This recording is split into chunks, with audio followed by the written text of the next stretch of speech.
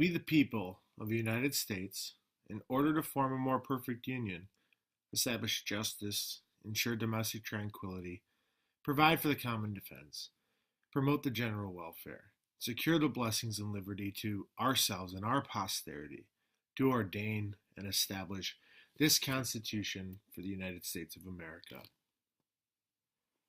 In talking about visual literacy and adaptation of visual literacy into the classroom, what greater way to bring it into regular literacy than to add it to the biggest living, breathing document America has to offer, and that's the Constitution.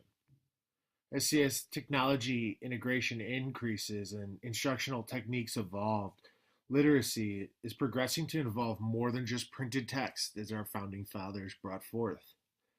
Visual literacy is the ability to make meaning from a mix of visual elements, according to Moline. It's becoming a more predominant approach in fostering analytical and thoughtful connections for students. Without the ability to decode these visual images and their details, we're only partially literate because our society is inundated with imagery that is encoded with multiple meanings. Because of the obvious need for a strong visual literacy skill in life, curriculum is now being improved to involve multiple forms of literacy and additional experiences with technology. And that's what Amanda and I are set out to do. Change some lessons in order to integrate visual literacy in, bringing a multi-dimensional approach to education. The following unit that we created explains an enhancement of a student learning plan regarding the United States Constitution's Bill of Rights through the integration of visual literacy and technology.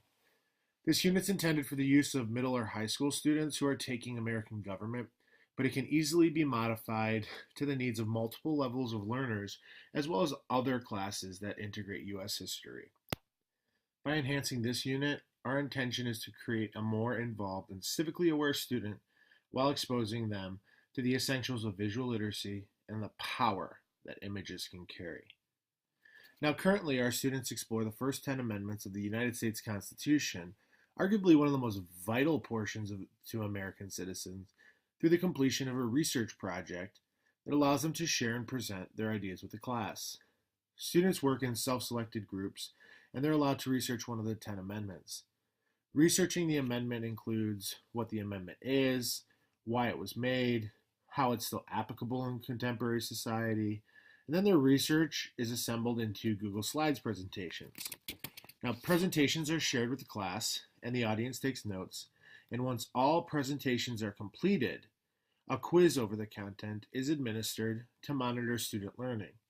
While this traditional stance of current unit is effective in the sharing of information, students aren't actively involved in it, and the content tends to allow them to just memorize information in order to pass the quiz.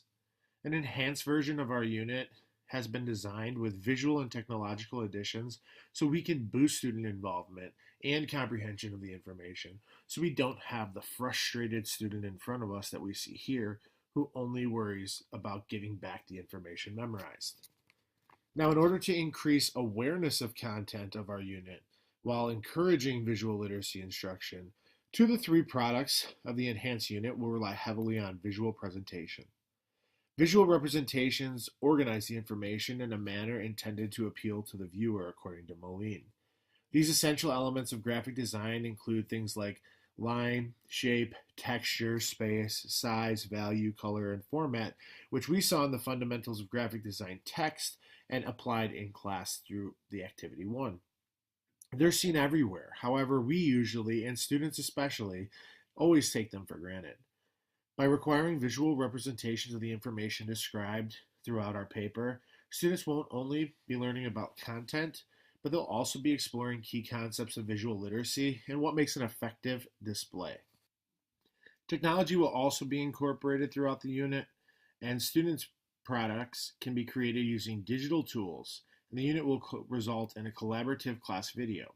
Now, websites, apps, digital software will all be integrated throughout the unit based on student choice, and they'll need to facilitate involvement and increase awareness of that visual literacy in the process. In order to encourage visual literacy outside of the direct classroom, the final digital product will be printed and displayed in the school for all to view, which will create an awesome walk around opportunity so students, other teachers, and even kids outside of our curriculum and classroom will be able to ask questions and see this living, breathing document in action. Additionally, all rubrics, activities, and guidelines mentioned in the unit will be available on Google Drive and our class website, in addition to giving them hard copies to use while working on the assignment in class. With the purpose of improving the efficiency, engagement, and comprehension of students during the Bill of Rights unit, instructional technique that involves additional visual literacy technology and collaboration and analysis of the content will be incorporated. To begin the introduction of the Bill of Rights, students will individually research all 10 of the amendments using a timeline format to identify key information and organize the information. While the 10 amendments of the Bill of Rights were adopted at the same time, the timeline format can still be an effective way to arrange information and progression.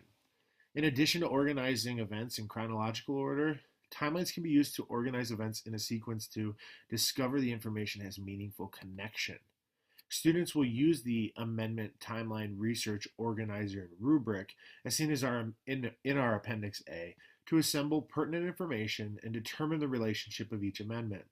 Appropriately leveled texts will be provided to the classroom based on student reading levels, and reliable search engines will be encouraged, like Sweet Search or Google Scholar. And valid websites will be required, like a .gov, .org, .edu, with approval of the teacher, of course. Once information is approved, students are going to assemble the information into a timeline using the format of their choice. We suggest Dippity, which you can see in the bottom right-hand corner here, allowing them to input video and pictures.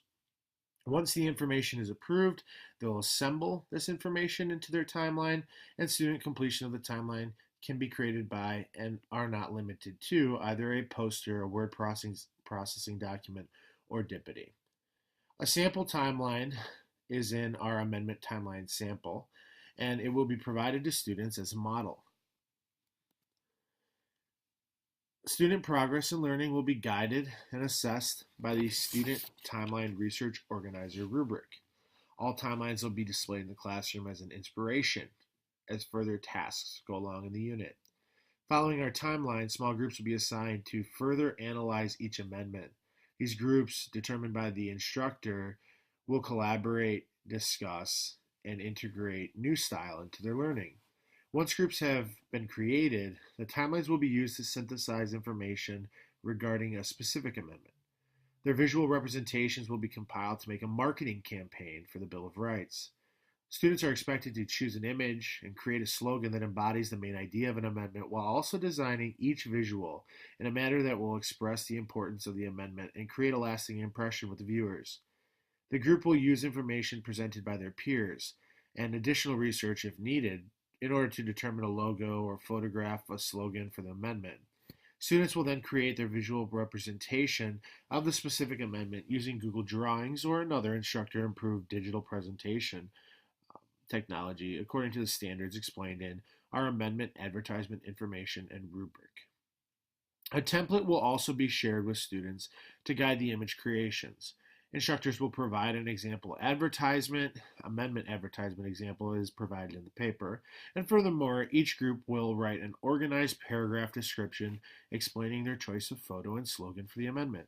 Student progress and learning will be guided and assessed by our advertisement information rubric. Once all amendments and visuals have been completed, each group will play a role in assembling these digital images into a chronological presentation using iMovie.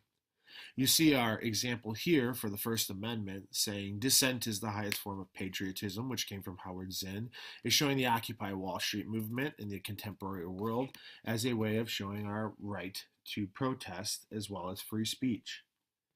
Now what they will do is they'll take these examples, compile them with the rest of theirs, and assemble them by uploading them, adding transitions, selecting music, proofreading, finalizing, and other roles that arise in the collaboration process through video, digital literacy, and visual literacy. iMovie will have a compilation of all 10 amendments, and then their final movies will be posted to our website for sharing and for reference. Additionally, the instructor will print copies of each amendment and keep a visual for classroom and school display. In addition to the products and rubrics completed throughout the unit, student learning at the conclusion of a project will be displayed through the classroom with the importance of each amendment in today's society. Each amendment's visual representation, our advertisements, will be displayed in the classroom for constant reference and analysis.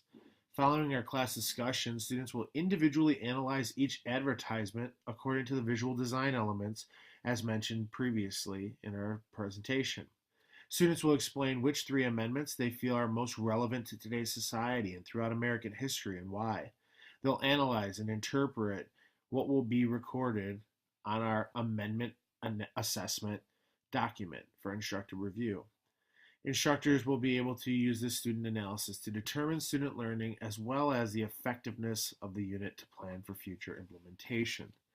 The intent of the aforementioned Enhanced Bill of Rights unit is to move students away from memorizing and instead create a situation for understanding and application. The importance of learning about past is apparent when discussing current events. By creating an engaging experience for students to learn about facts, events, conflicts in the past, the lessons can be explored and learned in depth to make connections to today's society. The integration of visual literacy technique and additional technology and collaboration was intentionally incorporated to appeal to student engagement and to motivate and encourage additional comprehension and application of the important information in order to produce civically aware students.